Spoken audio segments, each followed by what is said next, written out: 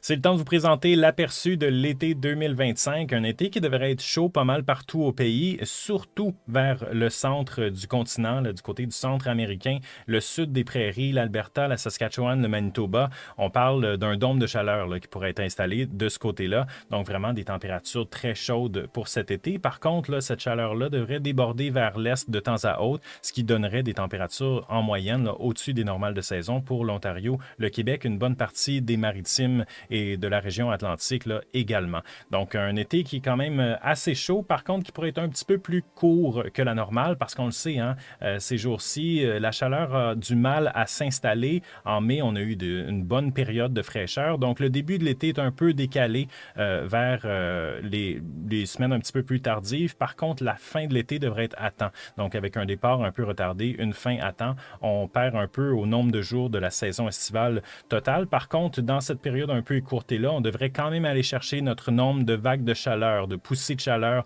au Québec. Donc, les canicules seront au rendez-vous, possiblement surtout vers la mi-juin, fin juin ou vers le mois de juillet surtout, avec en moyenne là, 4 canicules au Québec. Ça devrait être dans les chiffres cette année, possiblement plus de jours d'orage par contre. Donc, ça pourrait être un été assez orageux parce que ce sera un été quand même là, où le joueur dominant dans l'Amérique du Nord, c'est vraiment ce dôme de chaleur-là sur le centre du continent et généralement sur le contour, surtout contour nord là, de ces dômes de chaleur-là. Il y a toujours une trajectoire active là, où est-ce qu'on a vraiment souvent des orages violents par moment. Donc, le nord des prairies, le nord de l'Ontario et les secteurs du Québec pourraient être affectés par ça. Donc, une zone, là, évidemment, assez mince où est-ce qu'on pourrait voir des précipitations au-dessus des normales. C'est difficile à placer. Ça pourrait être un peu plus au nord, un peu plus au sud, mais il devrait avoir une zone dans ce coin-là avec des précipitations au-dessus des normales à cause de ce temps convectif actif estival. Au sud, par contre, sécheresse possible hein, pour le sud des prairies, malheureusement, cet été. Une partie des États-Unis,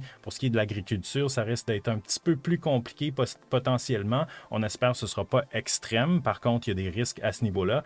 Et la côte est, ben là, c'est l'humidité tropicale hein, qui pourrait venir du golfe du Mexique ou de l'Atlantique. Il y a un risque quand même là, de vestiges de systèmes tropicaux cette année. On ne parle pas nécessairement d'une répétition de 2024 avec, on sait, Beryl et Debby qui avaient donné des précipitations exceptionnelles au Québec, des inondations également. C'est très peu probable qu'un scénario comme ça se reproduise, mais les ingrédients sont quand même en place pour permettre la possibilité d'un événement ou deux, là, évidemment, de restes tropicaux. Donc, on ne se souhaite pas des inondations, évidemment, mais c'est à surveiller au courant de l'été, là, donc ces précipitations-là qui pourraient venir de restes tropicaux. Sinon, le risque à ne pas négliger non plus, ben, au niveau des feux là, qui ont déjà commencé quand même là, dans le nord du Manitoba, le nord de l'Ontario, avec justement cette chaleur-là qui va être pas mal appuyée au courant de l'été et les orages également qui vont se manifester dans la région. C'est des conditions propices aux feux de forêt.